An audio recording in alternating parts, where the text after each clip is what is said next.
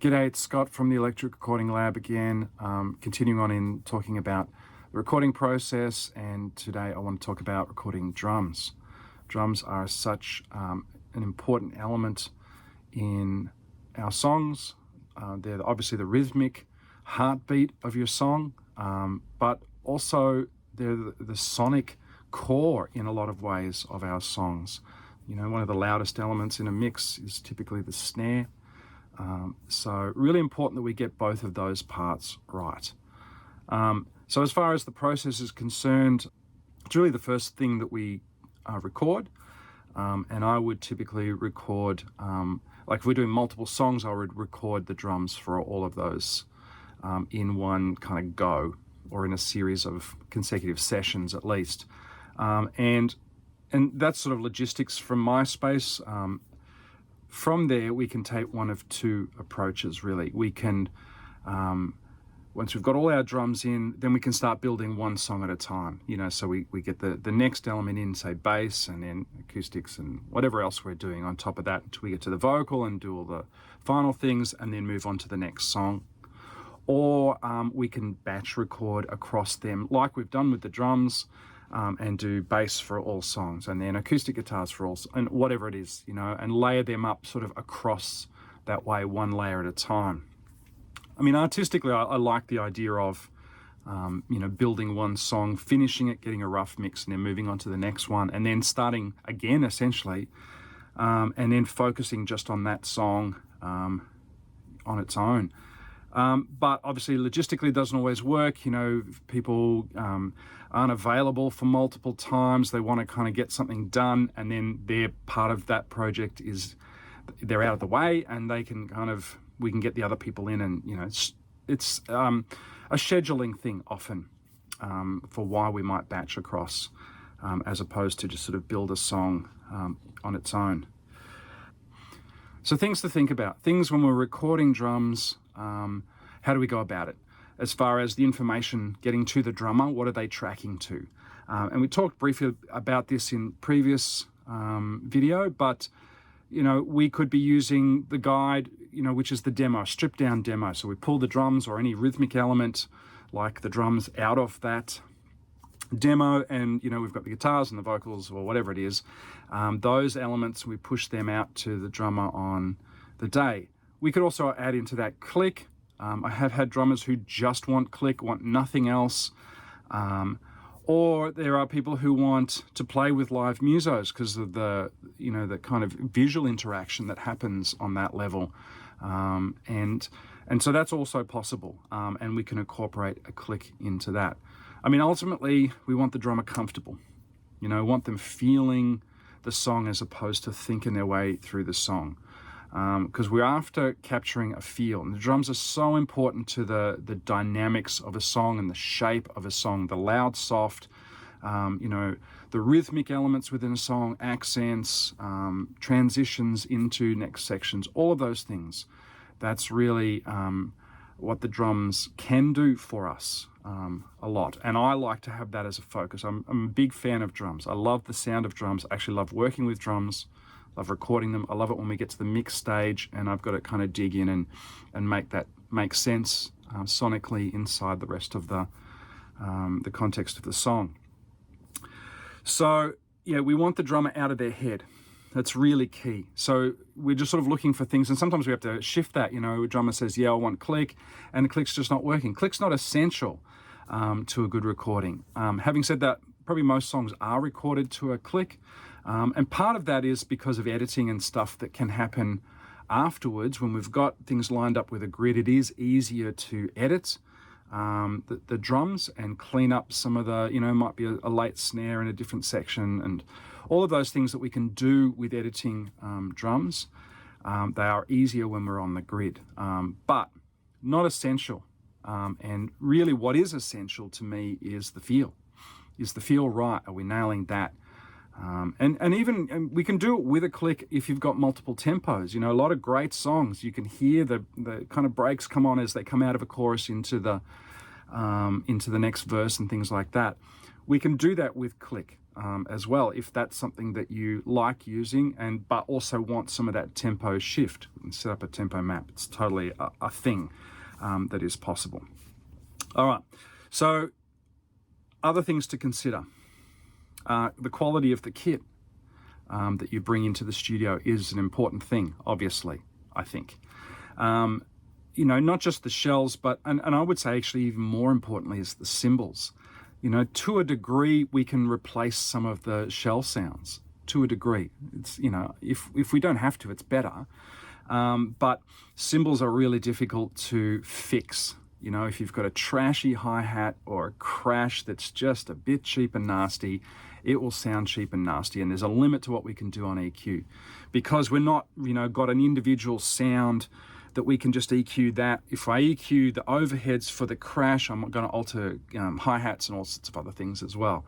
So having quality stuff, you can hire things, you can borrow things. I would suggest that going with the best thing that you can have in the studio is the approach to take. And you can hire snares, and if you've got like a cheapish snare, because it's going to be one of the louder things in the mix, and it'll turn up in the overheads and do all of that sort of stuff. So even with replacing the snare on the close mic, it's still in the other mics. And I would typically run, there's 4 main mics that would be part of my setup. I've got overheads, so there's 2, stereo overheads. I usually have a front of kit mic that sits out sort of just from the kick drum a bit. And then I have, I call it a center mic, a center kit mic, sort of side of the snare. And those 4 together make up most of the drum sound. And then we're accenting, using the close mics to really pop things like snare and kick, because in modern mixes you want them pretty forward typically, and being able to get some detail into some of the tom hits and things like that. So having a good sounding snare is going to be really essential to a good drum sound. And as I say, it's an important aspect, an element of the sonic footprint of your song. So the better you can get, the better your result will be long term. So other things you need to think about is the tuning of the kit, and having a sense of how you want that to sound.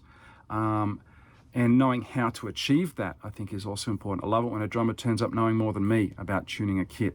I know about all that sort of stuff, but geez, it's awesome when you are just behind all of that, and making suggestions about how to, get a better sound. Sometimes we'll tune snares up and down depending on tempos and feels in songs, and so being across how to do that sort of quickly, and then also, checking the tune on your snare, particularly throughout a session. If we're using the same one, we're not sort of tuning it up and down, but just between takes, if we're doing multiple takes and we're dropping in, because it is a thing we can do with drums. If there's a section we need to drop in on, it is possible to do with drums. Other noises, common problems in drum kits: squeaky kick pedals. They'll always turn up, they won't be masked because they squeak, and squeak. It's just always before, and it's amazing how some of those noises just sort of pop out in amongst even a very dense mix. They cut through in ways that sometimes it is impossible, seems, to get other things to kind of cut through. Rattles and shakes, and all the different things that happen within drums. Obviously the snares are going to always rattle, when you're hitting other stuff, but that's all part of the drum sound. But if you've got loose, lugs and things like that, just sort of sort those things out, before you come into the studio. And another thing to consider is new heads. I've heard some great drum sounds and heard some stories of, renowned session musos that never change heads, like have the original heads on 30-year-old drum kits, but make them sound great. And I've had that experience here, where I'm pleading, with a drummer, can we put new heads on? And then they go and play, and you kind of go, oh, you make this sound right. Well done. Well played. You know what you're doing. That's awesome. So yeah, taking care of the physical aspects, I suppose, before you come in, and having options on those fronts can also be useful. We have done sessions where we swap out snares and do all that sort of stuff. Not always necessary, not always possible, but if they're there, if their options are available to you, then why not? And the last thing I really wanted to sort of hit on is, again, about arrangement. I mean, hopefully we've done our pre-production homework and we've really drilled into the arrangement and looked at the elements that the drums are bringing to that. But in particular, I suppose the thing to address for drummers is fills. And that old adage of less is more is really true for things like fills. And not just the quantity of fills within a song, but also what's happening in a fill. And just sort of owning your level of competence with regards to that. And I don't mean that in a negative sense. Because, the job of a fill is, it has a few jobs really, doesn't it? They might be highlighting accents in a song. They might be creating a little dip in the middle of a section to give us an extra little rush. The roller coaster of the dynamics in a song, might sort of pull back on time just to give us a little dip so then we can roll into that next section with a little bit more energy. Might be building us into a section because we're in the verse feel where you're maybe on the hi-hats. And then we're going to go into the chorus feel where you're off to the right or crashing your way through that. So there's that energy level that jumps and we want to ramp into that. And so that's the job of the fill, and they could be long, short, all that sort of stuff. But if we are creating a fill and then we don't land well out of that fill, then we need to really look at the fill. And in the studio, if that's the case, my first suggestion is, can we minimize the fill in some way? Can we simplify what's going on there? Because you're in your head and we'll hear that every time. And I still want you in your heart, right? I want you feeling that song. I want you feeling that transition, and we'll know if you're not doing that because you can hear the wheels turn on a drum fill if that's what's going on for you. So consider those elements as you go through. Is there too many fills? Then pull them out. They signpost things. They create little, sit on accents to really turn the spotlights on accents. And I think, arrangements, think of that as what's going on, the spotlight idea. Who are we looking at? Vocal, vocal, vocal. Now we're just going to put the spotlights onto another element just for a moment before we pull it back to the vocal again. And if when we pull the focus back to the vocal, we're out of time a little bit. I mean, we can edit that, but again, if we don't have to, it feels better. Some edits you do and no one ever knows, right? But there's some stuff where it's just, it's super hard to do it without there being some sort of glitch. And, it's a sort of a funny thing where there's actually multiple hits. Because if you come in late on this hit, then often the next couple of hits are a little bit out as well, but by varying degrees because you kind of drag it in. Finding that so that it feels right can actually be quite tricky, and then sometimes just never happens. Not to the degree as if we had actually played it through well. So that's a rehearsal thing, but also, can we just minimize the fill a little bit so that it's still doing its job. We're still getting that feeling thing, that rhythmic job or that energy job that it is doing for us, the ramp or the shift in tempo for the moment. But we're able to then land back into the next section on time and also have that shift occur well. Because if you falter on that first part, people lose interest. And that's where we're always fighting that interest with the listener.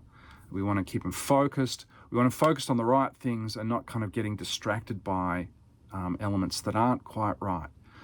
There's that saying that we use often, it's near enough. It's like, we don't use that here. We don't want it near enough. We want it effing awesome. That's what we want. We want it amazing, all right? We want it great. We don't want to be distracted by those things as we sail through the song. We want the spotlights on the things that we want the spotlights on. And these are some of the ways that we can achieve those things, in my opinion. All right, that's enough for drums. It's probably more than enough. So hopefully that's helpful. I'll move on and look at some of the other elements shortly. Again, if you've got any thoughts or comments, then DM. and let me know, and I can sort of highlight different things as are useful to you.